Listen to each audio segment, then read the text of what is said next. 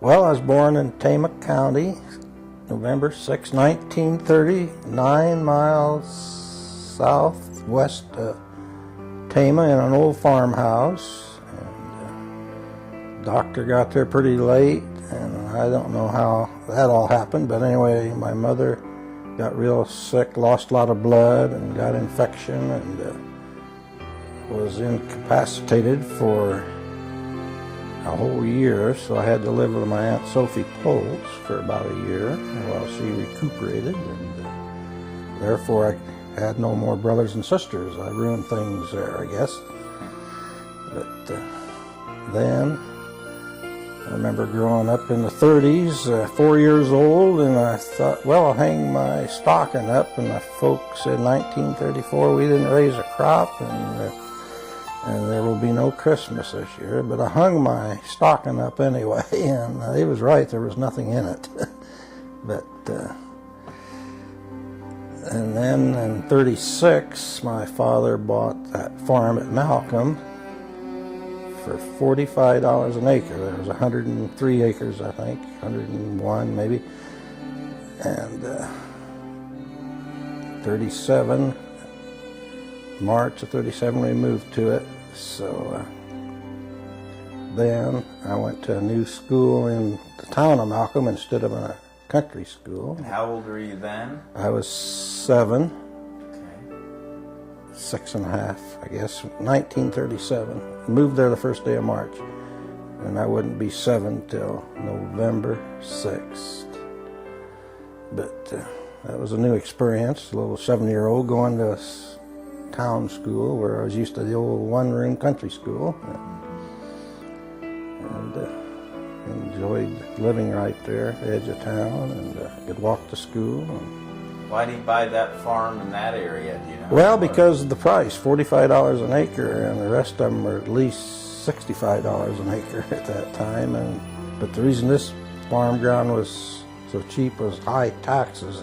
It was in the Malcolm Independent School District, which caused the taxes to be quite high, and nobody wanted to buy it. And then everything was just coming back from the Great Depression, 34. And so. Did he slowly buy acres? No, he never added any acres, and I added 38 acres along Interstate 80 back in 1968, I believe it was. But before that, I bought about 40 acres there in town of Malcolm where the slaughterhouse was.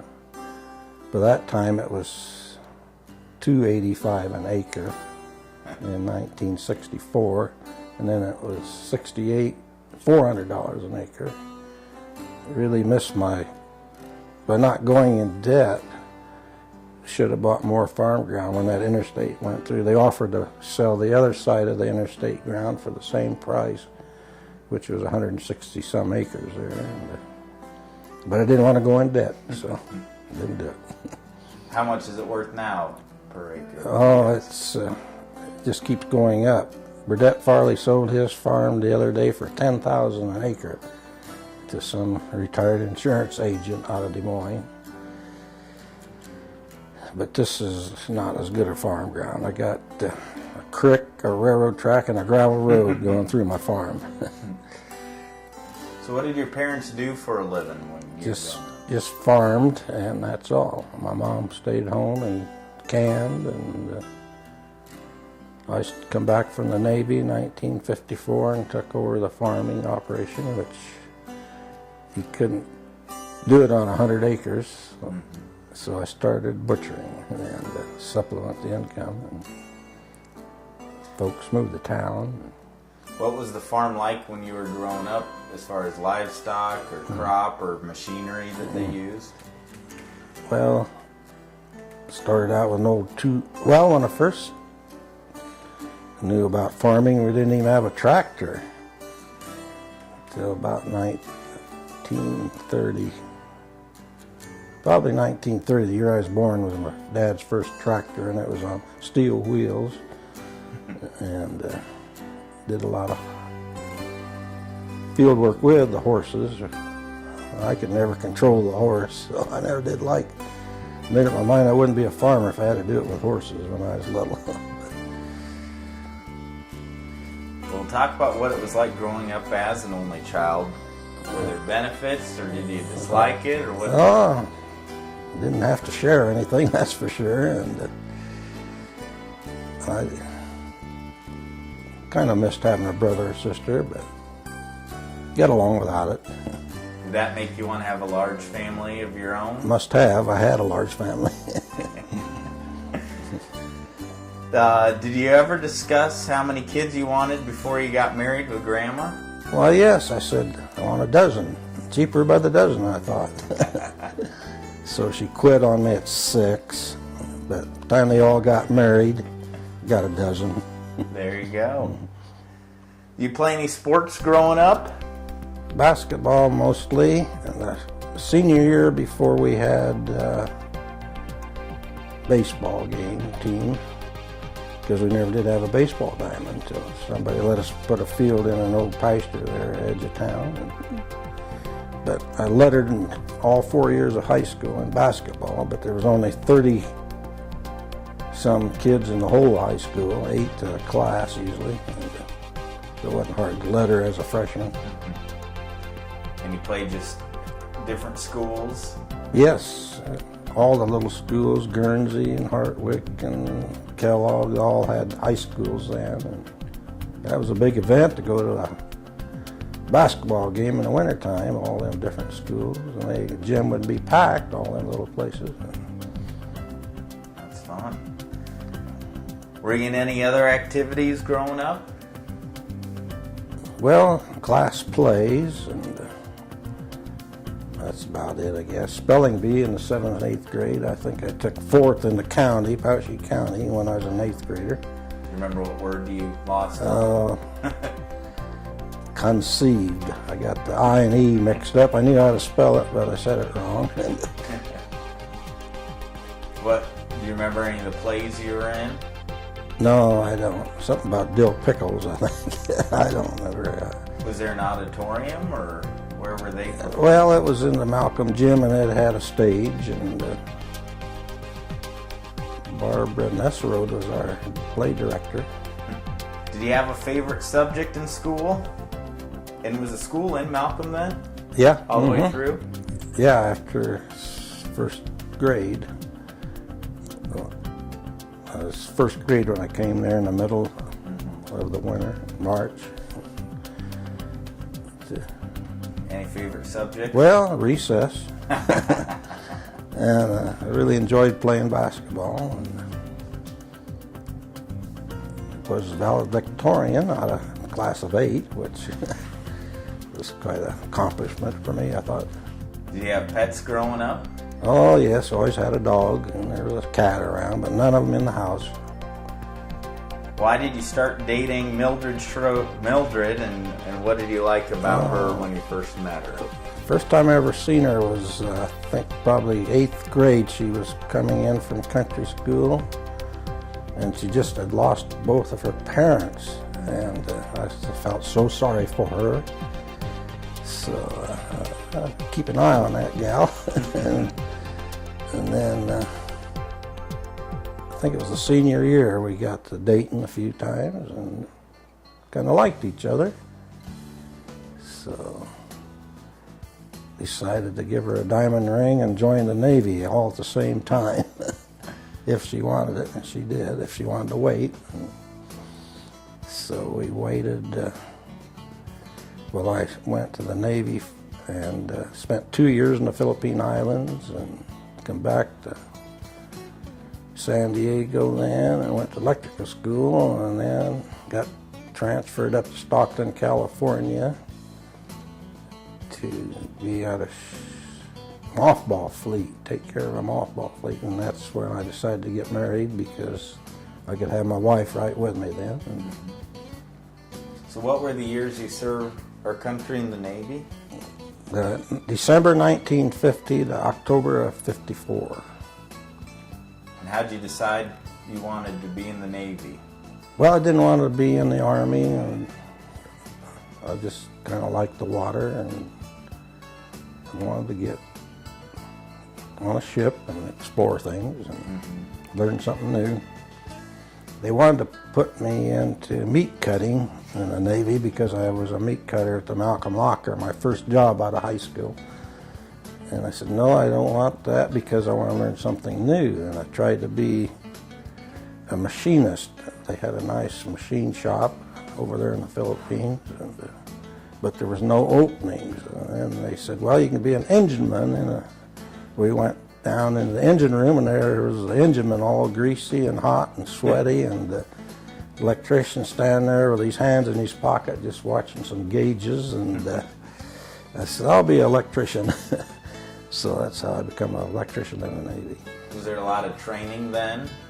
Yes, it was mostly just running a big switchboard. I had 4 diesel engines running generators on this dry dock that I was on in the Philippines, and the only time we lit off all 4 engines was when we sunk the dry dock down to take a ship in, and then you had to pump the water out of them wing walls and raise the ship out of the water, which was really a feat for an old country farm boy from Iowa. To see that? Yes, it was something.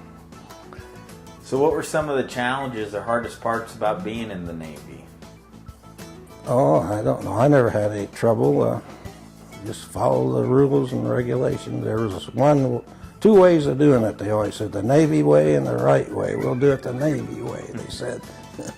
So I did it their way and got along great. What did you like best about being in the Navy?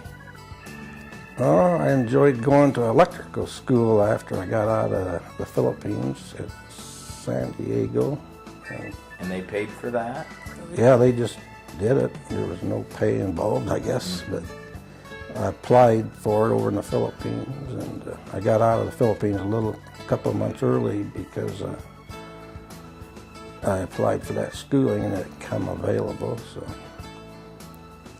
and there was 38 of us, something like that, in our class, and I was valedictorian of that class, which I got a letter from the commander saying I did a good job. So. How did things that you learned in the Navy help you out throughout the rest of your life? I don't know. It just like a college education to me, because I got to travel overseas. We hit Hawaii and Guam and Kwajalein, and Manila Bay was full of sunken ships from World War II yet. They was working on clearing it out. The Japs come in and sunk a lot of American ships, and then the Americans come back later on and sank the Japanese fleet that was in Manila Bay, and that was a sight to see, all those sunken ships from World War II. Would you have encouraged or discouraged having any of your kids or grandkids join the Navy to fight in the war? I just let the kids make their own decisions on that. And you still stay connected, though. Talk about why you choose to still stay connected with that and what you do. Yeah, stayed active with the Legion and participate in funerals and help the Legion out any way I can, Memorial Day services. And, why is that important to do that? well, it's patriotic and just something a veteran usually does, I guess. How was it being engaged for 2 years in the Navy and not seeing your beautiful fiance? A lot of letter writing, that's how it was. Started out every day and then every other day, and pretty soon we was down to once or twice a month, I think, at the end. They're writing a letter. What was the longest period of time that you were gone from Iowa? Well, I remember missing 3 Christmases. Of course, I joined December 10th, and of course I missed that Christmas. And then the next 2 Christmases were in the Philippines, and I might have missed 4 if I remember right. I don't know, Christmas. Do you ever have concerns about not being able to come back for a long time or at all or anything Well, when you were over there? Just something you had to do once you signed the paper, I guess. do that, but couldn't wait to get out of the Philippines. And then I felt real bad because I figured I'd never see that. After living there 2 years, I'll never see that place again, and never did. Did they try and keep you on after your 4 years? Oh yeah, but I was married. I said, I'll stay if you guarantee me shore duty for 20 years. I'll stay for a full 20 if you guarantee. Well, we can't guarantee that, only for 3 years. So got stationed when we was married up in Stockton, California on the San Joaquin River, taking care of 28 ships that were in mothball. What did you like about just being married and living in California, Well, many miles away from Iowa? I was living just off base in a little government project, a little like chicken houses, just real small. And Quentin Balker lived right next door, and we become good friends, and the ladies become good friends. And Robert Nooner was one of our electricians there from St. Louis, and he lived down the street a ways, and one big happy family. And just like we lived there 10 months, that was about like a 10-month honeymoon. Did you take over the farm, or you helped with the farm and then start butchering Well, at the same time? Rented the farm, got back in October, and I'd cut meat at the Malcolm Locker, and they wanted me to cut meat some more, and the old butcher retired, and my old boss says, why don't you take over butchering? I said, I don't know how to butcher. I cut meat, but so he throwed the keys down his old van and says, go out and butcher a couple of hogs. I said, I don't know how. He said, well, I talked to Walter Beck, Mildred's brother, and he'll go with you. And they had it all set up, I guess, teach me how to butcher. And went out, butchered 2 hogs, and he went with me one more day, and then I just started doing it. And I said, I don't think I'll do this forever, but I ended up doing it 35 years.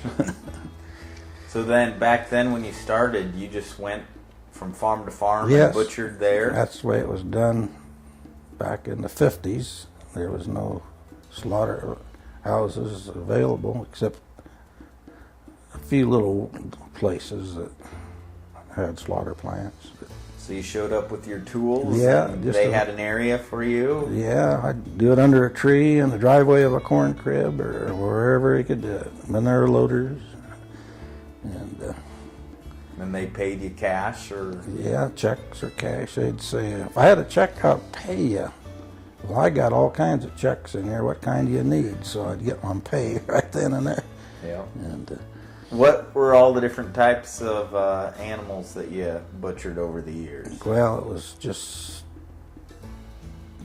mostly hogs and beef. Mostly beef there at last. A few sheep and goats, and skinned a lot of deer. The hardest part for me was the shooting part, and you just had to block that out of your mind that you're shooting that animal, and especially my own feed yard. And How did it grow to you then opening up your own butcher barn? well, I broke my leg, I think it was 1968, and I just couldn't go farm to farm, so I fixed up an old barn there with a hoist in it and electric saw, and they'd start bringing them in. They didn't want to bring the cattle in very bad, but I said, I can't come out anymore because of this broken leg, so I got to liking that, having a nice spot to butcher instead of old dirty barns, you know. And so that's progressed, and then the state passed that Wholesome Meat Act in '68, I think it was, and they condemned a lot of slaughter plants if you weren't up to par. So I remodeled mine, and then they still was on me, so I built a new one in '74. That was the best thing I ever did for butchering, because I built it the way they wanted it. Exactly, and so they couldn't come back and say, oh, you didn't do this, you didn't do that. And so the way it worked. How did it grow? I mean, was it Well, just mainly Malcolm or all over? I first started butchering on the farm. I was in great demand because there was no butchers around. One in Grinnell and one in Montezuma, but Brooklyn didn't have any, or Hartwick, and so I had Malcolm Locker, Brooklyn Locker, one plant in Montezuma and one plant in Grinnell. And just as soon as I built that new plant, slaughter plant,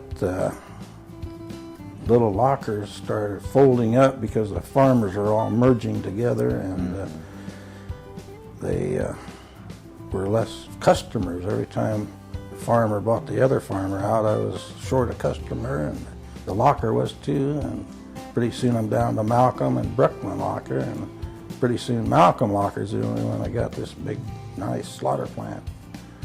So, 1990 I sold that to Malcolm Locker Boys, Lawrence Dayton, and his corporation they call it now, Dayton's Meats. They're pretty big. Yes, they built a 200 by 200 foot building onto my 40 by 40 slaughterhouse. So, pretty big operation there. Looking back, how proud are you of the business that you built from the bottom up, and that it's still even going today? Well, feel pretty good about it. Surviving all the meat inspections and losing my temper a few times with a meat inspector. On a busy week, how many cows or pigs would you say? Well, each day was probably 5 hogs and 5 cattle, average. Well, it was about 1,000 head of cattle and 1,000 head of hogs a year, printed out every year. How did the kids help out? Oh, girls didn't help much. Max didn't help much, but Roger and Mike did a lot for me. So would they know how to do the whole process by themselves, or you kind of assigned them to do little parts? Oh, they would start out doing parts, and pretty soon they would have it mastered. And then when they was going to college, I said, if you butcher for me during the summer, I'll pay your college. So It's a good deal. they thought it was. Talk about how physically demanding working on the farm and butchering was day in and day out. Well, it seemed like the farmers didn't want to butcher when they had a lot of field work to do, so I was kind of slow with my numbers, and so I just got my field work done while they was in their fields, you know. How did the kids help out on the farm? Oh, they did a lot for me. Mike and Roger drove the tractor, and girls, they pulled weeds and helped with the gardens and helped mother there. What type of livestock did you raise on the Just farm? beef cattle, a few hogs. I didn't raise, I was always going to raise some hogs, but I never did. We had chickens too earlier. How many head of cattle would you have? Tried to keep 25 old cows going on that creek pasture. Any regrets with the business and farming? Wish you would have bought more farmland, you said? Well, I would like to back when it was $400 an acre. Easy to make money looking back that way, but Yeah. What's your favorite meal Grandma makes? oh gee, used to be homegrown fried chicken and gravy and homemade dill pickles and potatoes and gravy, I guess, and red tomatoes. What'd you like best about living and working on the farm? Being my own boss. When you retired, was it hard to leave the farm and move to Grinnell? No, it wasn't. That old farmhouse and that Interstate 80 noise and the dust from the gravel road, and I was really glad to get away from it. What were some of the best parts of married life? Best parts. Jeepers. Everything was best. Good cook, had a good cook and a good wife, and we got along great. What were some of the hard parts?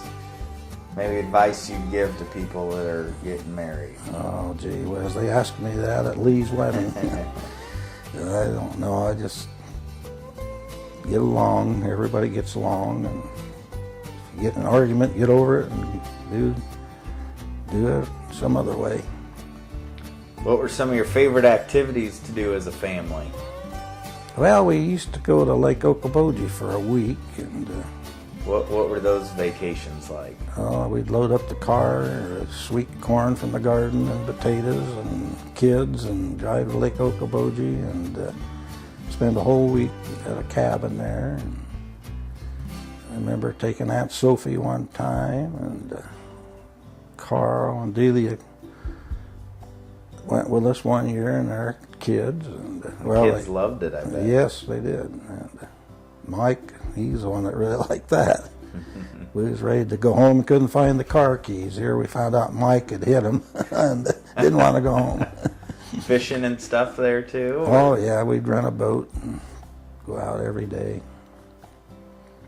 Are you a good swimmer, being in the Navy? Well, I'm not a real good swimmer. I remember at Okoboji, Mike was fishing off the dock, and I swam underwater to his line and pulled on it, and you got a kick out of that.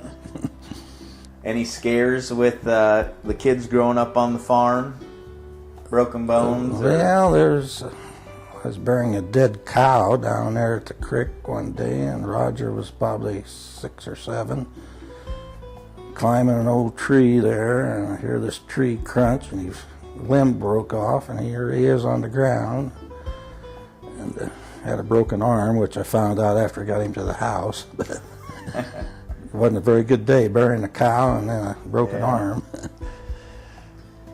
How neat is it to see your kids grow up now and be successful in all different types of areas? It's just wonderful. That's the best part of life, watching your kids and your grandkids be so successful. What was it like becoming grandparents? How was that a little bit different? A little bit different, just sleeping with an old grandma. You like being able to spoil them a little bit, though? Oh, I love it. I love it. Spoil them and send them home. What about especially kids like myself that never had been on a farm, that you got to show them tractor rides and that whole experience? That was fun, giving them all rides and learn them how to drive the pickup maybe out in the pasture. What advice do you have for future generations to live life to its fullest, or things like that? Well, just keep working hard and try to get ahead, and don't use that credit card too much. Proudest moments in your life? Oh, gee. I don't know. Every time one of my children was born, I was pretty proud. And every time they graduated from school, I was pretty proud. And every time they had a grandchild, I was pretty proud. Things are awful good in my life, I'll tell you that. Got such a wonderful family, and enjoy every one of them.